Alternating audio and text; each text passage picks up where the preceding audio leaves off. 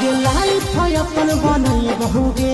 पैसा खूबे कमाई बहुगे, तोरा से दूर चला जाई बहुगे, कबो न लौट के आई बहुगे।